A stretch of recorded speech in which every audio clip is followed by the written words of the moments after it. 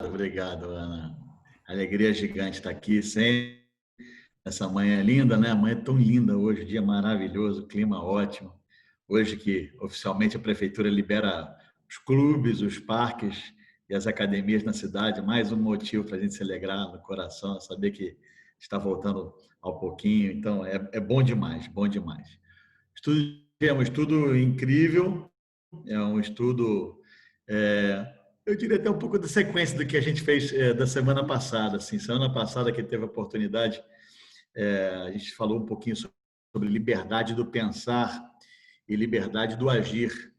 E o quanto que nós, assim, o resumo passado foi o quanto que nós precisamos descondicionar as nossas atitudes para colocar a nossa vontade a serviço da vida, né?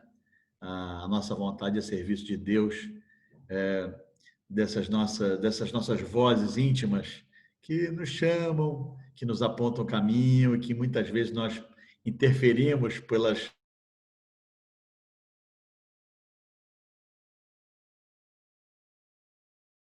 quais a gente não escuta essas vozes e acaba seguindo uma vontade outra que não seja a vontade da vida, né? A vontade de Deus, a vontade do amor. Então, caridade é exatamente isso. O preparo hoje também, o preparo, Mônica, se você puder fazer gentileza, eu vou fazer a mesma coisa que eu fiz na semana passada, porque o preparo de novo também está belíssimo.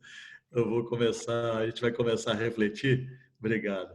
Vamos começar a refletir a partir do preparo, porque o preparo, de novo, é tudo. Primeiro, antes de ler aqui, fiquei pensando aqui, o que é caridade? Aí aquela história, a gente vai em dicionário, vai lá, vai aqui, reflete. Caridade, no meu entendimento, nada mais do que o amor em ação, né? Um amor em ação, porque o amor por si só é importante, mas o amor né, em ação ele é diferente, porque o amor em ação é que transforma, né? A gente às vezes fala de uma maneira muito popular, né?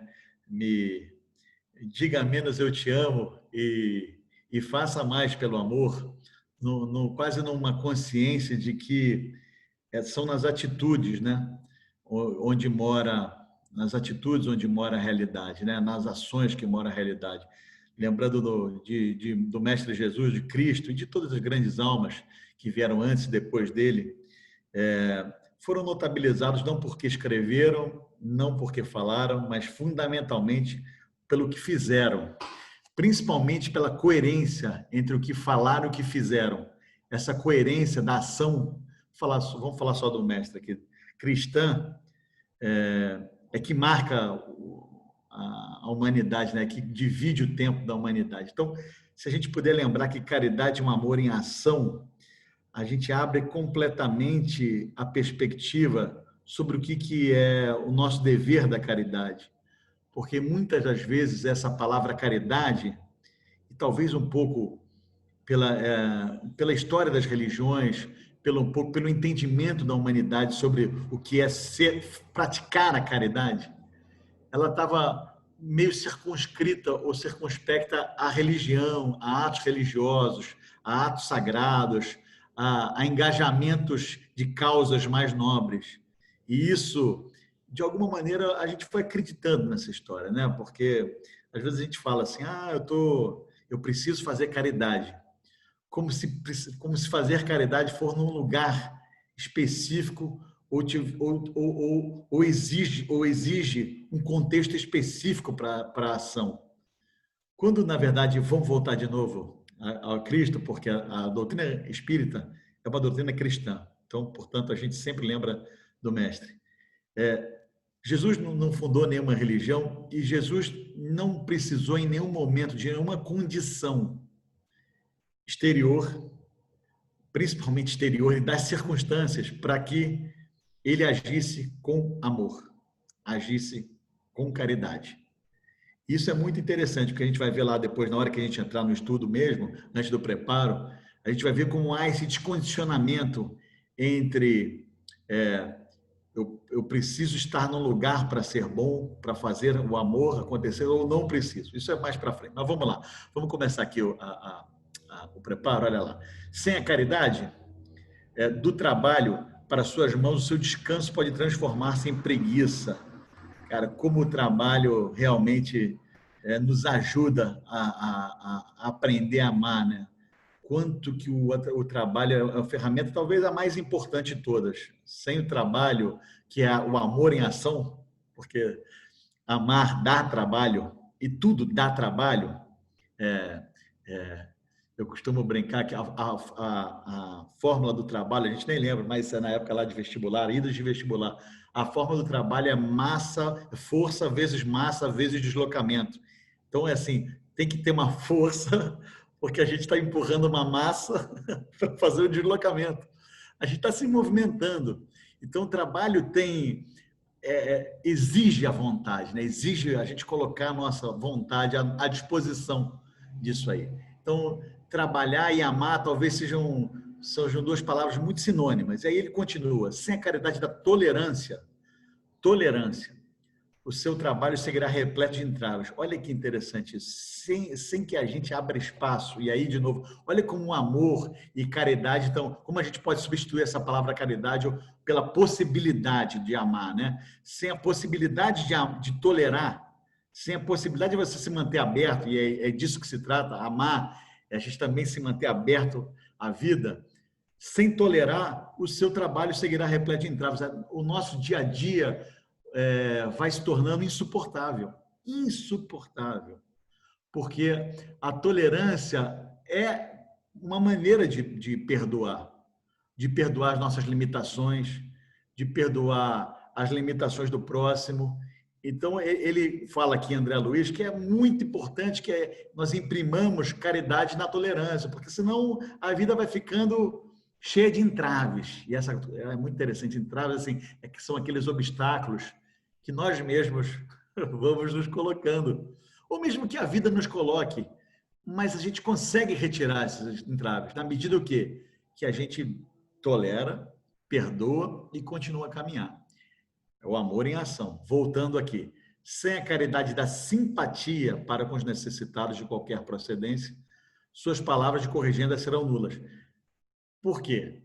Se não houver, de alguma maneira, contato, simpatia, o esforço de nos colocarmos no lugar da pessoa com que a gente conversa, principalmente onde a gente, muitas vezes, nós ajudamos, né? E também somos ajudados. Se nesse momento não há o exercício da simpatia, não há conexão. Então, a palavra fica sempre de cima para baixo. E é muito interessante isso. Eu vou dar um exemplo aqui de um trabalho que nós espíritas fazemos, que é de mesa de desobsessão, né? Mesa mediúnica. E é muito interessante que os espíritos que chegam para conversar, para terem esse espaço, né, de mudança mental, quanto mais eles percebem que há simpatia no diálogo com eles, mais fácil é a transformação. E assim é também aqui no mundo dos encarnados.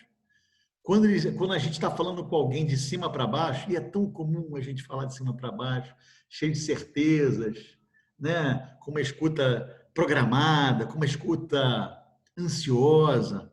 Toda vez que a gente não escuta o outro, olhando no olho, parando, nos silenciando, a gente não conecta direito. E aí a conversa sempre parece uma corrigenda, fica uma conversa de um lugar arrogante.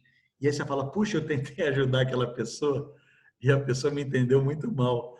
Mas é porque muitas das vezes a nossa ajuda vem desconectada do nosso diálogo com a pessoa, né? Muito interessante isso, muito interessante observar. A quarta é assim, ó. De novo, se deixar, eu fico aqui no preparo hoje, que se prepara de novo, está maravilhoso, mas a gente vai chegar lá no estudo. Sem a caridade da gentileza, a sua vida social e doméstica será sempre um purgatório de incompreensões. A gentileza é o óleo, né? A gentileza é o óleo da engrenagem. Sem o óleo da engrenagem, os pinos batem, né? Os pinos batem, o motor fica duro, houve barulho em tudo, precisa dar uma lubrificada, né? Então é muito importante a gente fazer uma gentileza, essas coisas pequenas, a vida vai se tornando tão prática, tão prática, tão prática, a gente vai esquecendo da importância da gentileza, que também é uma forma de amar, também é uma forma de fazer amor em ação, que é a caridade. Sem a caridade da desculpa fraterna, seus problemas seguirão aumentados. Que interessante. Esse aqui é fundamental. É impossível viver sem perdão. É impossível. É impossível viver sem que a gente faça esse exercício de se colocar no lugar do outro e falar: o outro tem o direito de errar. O outro tem o direito de errar. Faz parte, o direito dele, eu também tenho esse direito de errar. E eu erro pra caramba. E, e tá tudo bem. Eu tirei algumas lições com esse erro, os meus erros, principalmente, e o erro do outro. Também tirei lição com esse erro do outro, porque eu achei que me atingiu e por conta disso eu fui convidado, ou convidado, a, a elaborar esse sentimento. Eu fui convidado a ver que não foi pessoal, é só um jeito da pessoa. Ainda que tenha sido pessoal, ela fez o que pôde. E se a gente não perdoa, se a gente não desculpa fraternalmente, é impossível. Os problemas só se agigantam. E aí é interessante que, conforme a gente vai ganhando idade, é natural que a gente ganhe experiência. E a experiência é um convite para que a gente fique mais ligeiro em perdoar. Mais ligeiro em perdoar. Normalmente a gente fica mais acumulado de mágoa, de ressentimento. Porque fala, não, mas sabe por quê? Eu já vivi muito, já aconteceu tanta coisa comigo, e por conta disso eu carrego um fardo pesado. Porque queremos carregar esse fardo pesado. Porque estabelecemos com o próximo uma relação não de igualdade, e sim de superioridade. Porque ai dele se errar comigo. Ah, ele não pode errar comigo. Ah, puxa vida. Se nós estabelecemos uma relação de igualdade, vai falar um pouco isso lá no Evangelho, se a gente entende que somos absolutamente iguais nas nossas diferenças, eu entendo a fraqueza do próximo como entendo a minha fraqueza. Então, eu só demoro para perdoar fraternalmente enquanto eu me acho superior. E assim, mais uma vez, o cristianismo chamando a responsabilidade para nós indivíduos, para que não haja pontas de desculpismo, nem pontas de culpas alheias, que a gente já passou muito tempo nessa posição mental, né? Acho que agora já devemos caminhar com problemas diminuídos. Olha que interessante, com a caridade da desculpa, seus problemas seguirão diminuindo. Olha que delícia escutar isso. Olha que alento, que consolador poder escutar uma palavra dessa de André Luiz. Continuando. Sem a caridade da lição repetida, o seu esforço auxiliará ninguém. Lição repetida. Aprendizado exige lição repetida. Faz hoje, faz amanhã, faz amanhã. De primeira, muito difícil e precisa do tempo, sedimentando as lições, né? Sem a caridade da cooperação, a sua tarefa pode descer o isolamento enfermiço. Isso é maravilhoso também. Cooperar. Isso tem a ver com igualdade, isso tem a ver com empatia, simpatia, né? Porque se a gente não nos sentirmos servindo e colaborando, a gente vai se isolando, vai se isolando, vai se isolando. Aí fala assim, a minha vida é muito solitária. Aí, atenção, vamos fazer uma pergunta. Aonde que nas minhas escolhas eu me deixei ficar solitário? Porque as escolhas vão acontecendo e nós não vamos percebendo que elas vão em direção à solidão. E aí a gente olha para o lado e fala, estou solitário. Aonde será que eu deixei de cooperar? Aonde será que eu deixei de trocar? Porque cooperação é troca, né? Troca é afeto, né? Afeto é amor. E a gente se abastece no próximo, e o próximo se abastece em nós. E nessa troca que a gente cresce. É nessa troca que a gente cresce. Ainda que muitas vezes seja uma relação danada. Mas é isso mesmo. Mas é isso mesmo. Sem o trabalho, o que seria? Vamos continuar aqui. Sem a caridade de estímulo ao companheiro que luta, sofre e chora no trato com as próprias imperfeições, o orgulho se lhe fará petrificado na própria alma. Viu aí? Viu como isso tem a ver com perdão? Viu como o orgulho tem a ver com a falta de perdão? Viu como o orgulho tem a ver com a mágoa? Viu como o orgulho tem a ver com ressentimento? Viu como o orgulho tem a ver com peso? viu como orgulho tem a ver? É porque é do ego.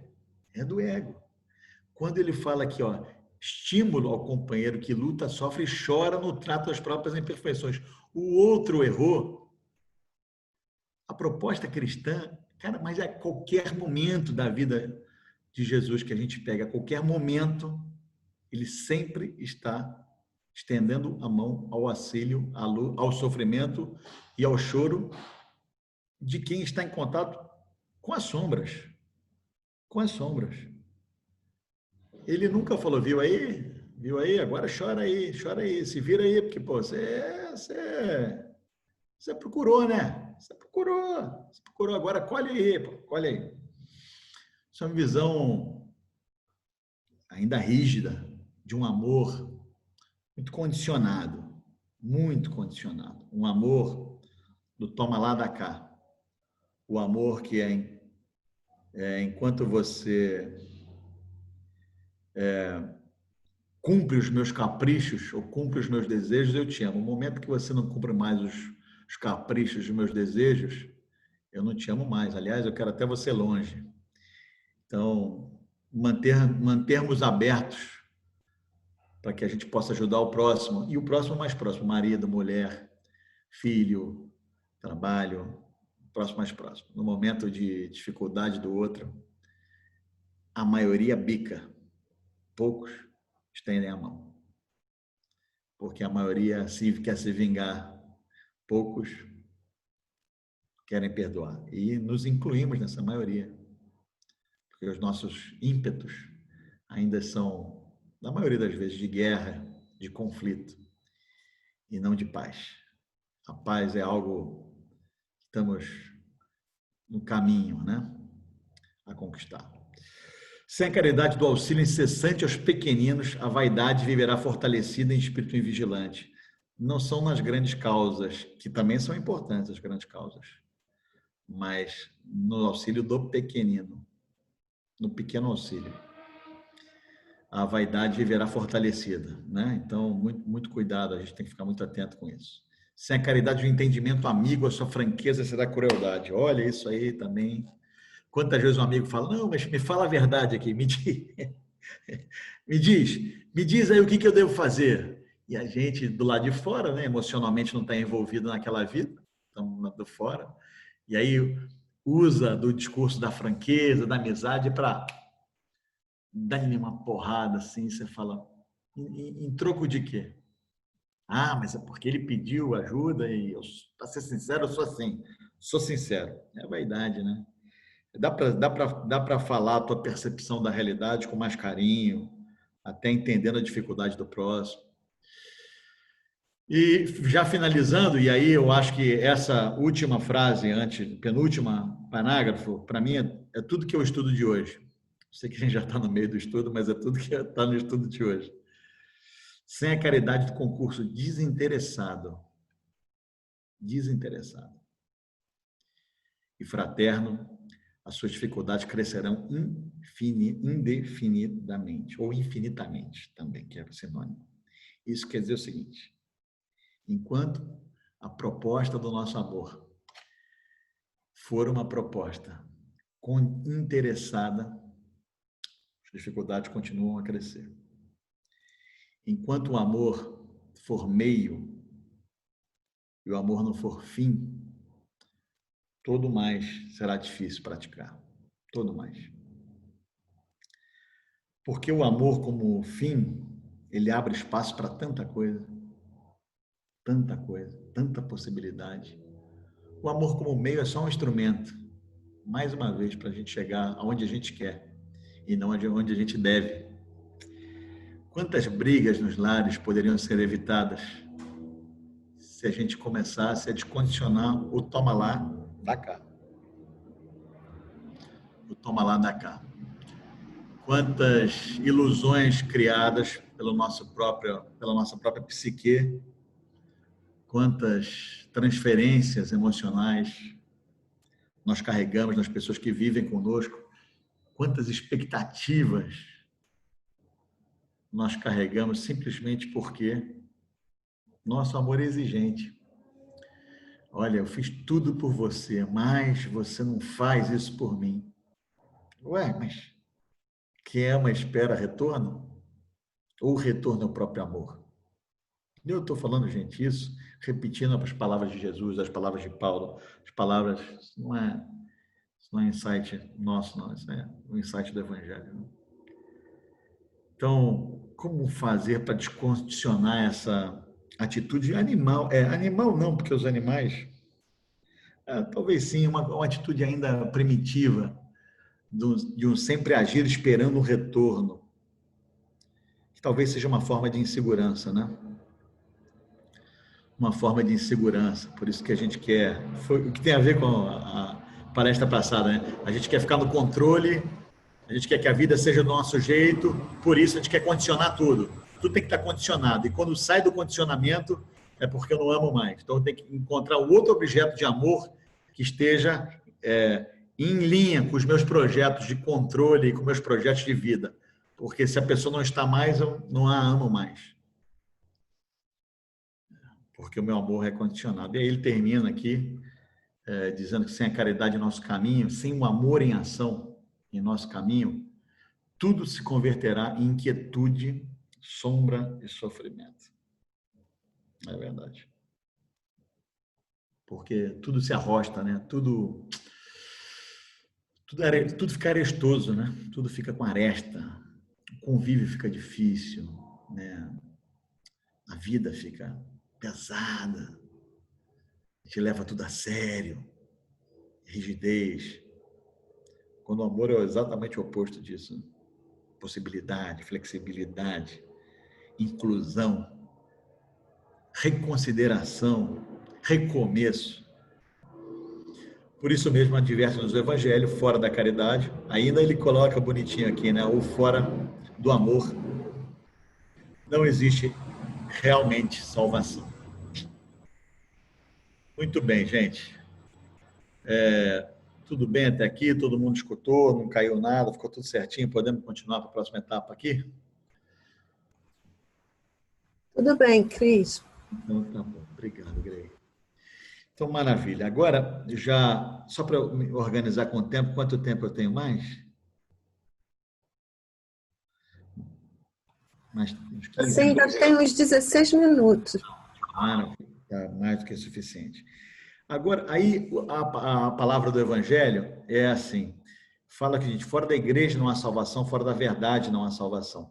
Enquanto que a massa fora da caridade não há salvação, após sobre um princípio universal, abrindo a todos os filhos de Deus o acesso à felicidade suprema, o dogma fora da igreja não há salvação, após numa fé em dogmas particulares. Eu acho que isso é incrível, porque isso, para nós, abre uma possibilidade de que o nosso amor em ação não seja em nenhum lugar, em nenhuma hora específica, que ela possa ser incorporada durante nossa vida, nossa existência, no nosso dia, no nosso dia, nas pequenas coisas, né? Numa escuta, num olhar, nas nossas relações com as pessoas.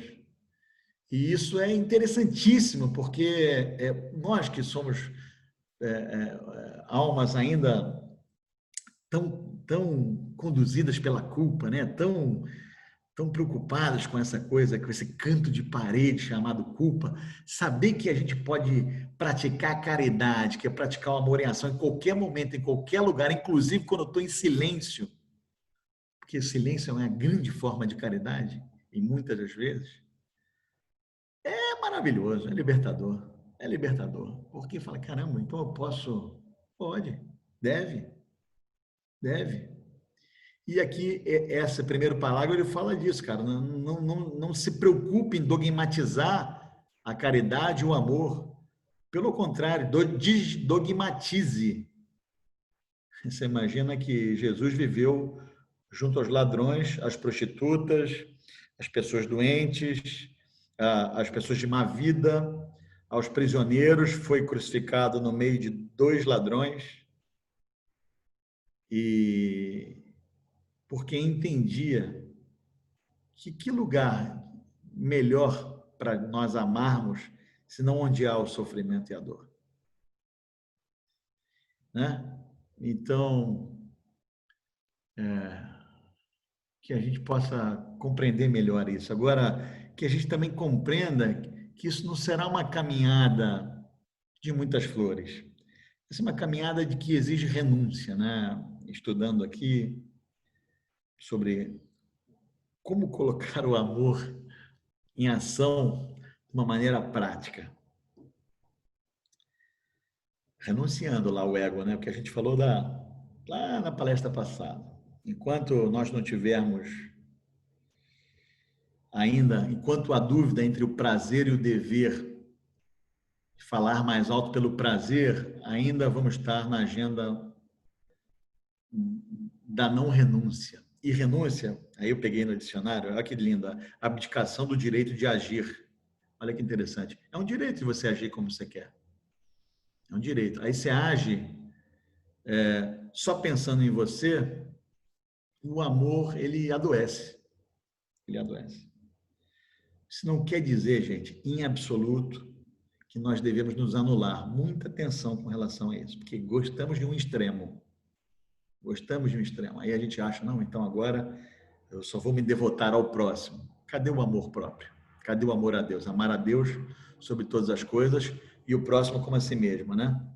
Então, é nessa tríade que a gente precisa se equilibrar para ir encontrando o amor em ação, né? Tem aqui o óbolo da viúva, que todo mundo lembra, né? A gente pode tirar aqui um pouquinho obrigado, o texto. O óbolo da viúva, que a gente lembra que é aquela parábola onde todas as pessoas colocavam dinheiro lá no gasofilácio e todo mundo ficava muito impressionado com o barulho que aquela caridade fazia, quando na verdade teve uma viúva que foi lá, depositou uma moedinha que não fez praticamente barulho nenhum e todos comentavam com Jesus, olha como as pessoas são caridosas, como o povo é bom, deposita muita coisa, e ele fala, olha, ninguém deu mais que aquela pobre viúva. Ninguém deu mais. Por quê? Porque ela ofereceu aqui, e eu vou pegar aqui, inclusive uma passagem que a gente leu aí no GED, ó. Estamos oferecendo não só os nossos valores, de nossa inteligência, da cultura social, mas sim devemos servir, oferecer o dia a dia, o suor dos nossos serviços. O serviço da paciência no ouvir, da vigilância ao falar, da tolerância que nos induz a calar e do suor do sacrifício do momento de conter impulsos negativos. Então, que a gente possa entender que essa caridade, que esse amor em ação vai exigir de nós. Vai exigir de nós. Vai exigir. Mas, como disse Paulo, é o bom combate. É o bom combate. É um campo de batalha, porque exige mesmo. Exige que a gente possa nos doar. Exige que a gente possa nos entregar. Exige que nós possamos, de alguma maneira, estarmos inteiros nessa relação de igualdade. E aí, já caminhando já para a última parte do estudo nosso de hoje, inteiros e respeitando, diz lá no Evangelho, se vocês voltarem no Evangelho, não precisa voltar não, mas depois vocês voltem lá, por favor, e leem lá, que é muito interessante, que ele fala da liberdade das consciências. Não há como sermos caridosos ou não há como amarmos em agindo sem que nós respeitemos a liberdade da consciência. Se o outro que nos circunda está ainda nas sombras, assim como nós estamos, em absoluto nas sombras, nós temos ainda muito a que iluminar, muito a que nos conscientizar, muito a que amar. Que bom, né, que a gente tem tudo isso, né? É bom saber disso, né? Eu acho que é um estímulo grande, né? Um estímulo grande isso, né? A vida vai ficar muito melhor, né? Puxa, eu acho isso grande. Se nós não percebermos essa liberdade de consciência, nós seguiremos impiedosos, nós seguiremos sem amor, nós seguiremos com julgamento, nós seguiremos distantes, nós seguiremos sem cooperação. Então, esses dois pilares de igualdade e liberdade de consciência, você vê como é que foi o julgamento de Jesus. Jesus pouco fala no seu julgamento, pouco fala, mais escuta, pouco fala, muito obedece e muito respeita a vontade do Pai a vida inteira. Isso é uma maneira de respeitar a liberdade de consciência do outro, que era o poder na hora lá de Pôncio Pilatos, daquela multidão arvorada em achar um culpado, como nós, né? Como nós até hoje, buscando culpados. E então a gente podia promover essa conscientização nós, né? Dentro dos nossos corações, que a gente possa agir em direção a observar mais essa igualdade e observar mais o quanto o outro tem a liberdade. Mas eu amo tanto, queria tanto. Ué, Deus nos ama, os nossos anjos da guarda nos amam mais do que a gente ama, né? Porque eles amam num outro patamar de entendimento e por isso eles nos respeitam o nosso tempo, respeitam a nossa dor, respeitam as nossas sombras, respeitam as nossas burradas e descondicionam o amor. Eu vou, chegando já mais ao final da nosso estudo, eu vou lembrar uma vez, dando um depoimento, uma vez no trabalho espírita, que eu participei com um médico, que aliás é conhecido nosso, Pedro Ernesto, o doutor Pedro Ernesto, que é o hospital ali de Vila Isabel, né? Ele fazia um trabalho de tratamento de saúde com espírita muito bonito, e eu tive a oportunidade de participar desse trabalho, e o trabalho teve que se encerrar por alguns motivos lá, e eu lembro que assim que ele terminou o trabalho dele, ele passou em cada pessoa para conversar e falou assim, palavras que eu jamais vou esquecer na minha vida e que eu tento demais mantê-las como inspiração para que a gente vá aprendendo aos poucos a andar nessa direção, que assim, ele falou para a gente assim, olha, eu amo vocês porque eu amo. Eu falei, nossa, que coisa mais linda. Amar porque ama. Amar porque ama, talvez as mães saibam muito bem que seja isso, né? O amor materno. É um amor tão em ação, né? As mães estão sempre agindo, né? Com tanto coração. Os pais também, ainda mais, né? Os pais também das suas maneiras, né? Mas em especial as mães, né? Lembrando de Maria, de Nazaré, quando esteve com Jesus na prisão, um dia antes de ele ser crucificado, ela desesperada, completamente fora de si, né? Fora de si pelo que ela tinha como equilíbrio diário, né? É um fora de si diferente do nosso fora de si, mas ela muito angustiada, eu acho que a palavra certa é angustiada em saber que seu filho injustamente ia morrer numa cruz, ia passar por um açoite, e o mestre fala para ela, de uma maneira muito serena, mãe, o momento de testemunho é esse, mãe, confia, tudo se dá como deve se dar. Eu cumpro a vontade do meu Pai. Então, por favor, acerena teu coração e vamos passar por esse momento de testemunho juntos e não esquecendo toda a mensagem que foi construída até aqui. Então, que a gente possa, então, lembrar dessas palavras de Jesus, que a gente possa aproveitar nosso tempo íntimo, nosso tempo lógico, a nossa existência, a nossa encarnação, que é tão preciosa, a nossa saúde, que é tão preciosa, para colocar o amor em ação, independente onde esteja, independente em que lugar, com que pessoa. Mas você vai perdoar aquele primo que fez tudo aquilo para você? Por que não? Por que não? Se é para descondicionar, por que não? Né? Agora, não esperemos torcida, não esperemos reconhecimento das pessoas, não esperemos nada disso, porque, mais uma vez, se a gente esperar isso, é porque a gente voltou a condicionar o amor. Então, que a gente possa fazer a nossa parte com equilíbrio, também que isso seja um amor equilibrado, como tudo precisa ser equilibrado, que a gente possa ir progressivamente nos doando mais a vida e nos permitindo né, ter uma agenda, como eu disse, finalizar com as palavras de Paulo, né, que possamos ser cartas vivas do Evangelho, né, cartas vivas, que a nossa vida seja cada vez mais, um pouquinho mais, um minutinho. Se for um minutinho por ano, já está maravilhoso, porque no final de 10 anos já são, sabe, são 10 minutos melhor, ou sei lá, um minutinho por cada dia, no final do mês já são 30 minutos melhor, não importa.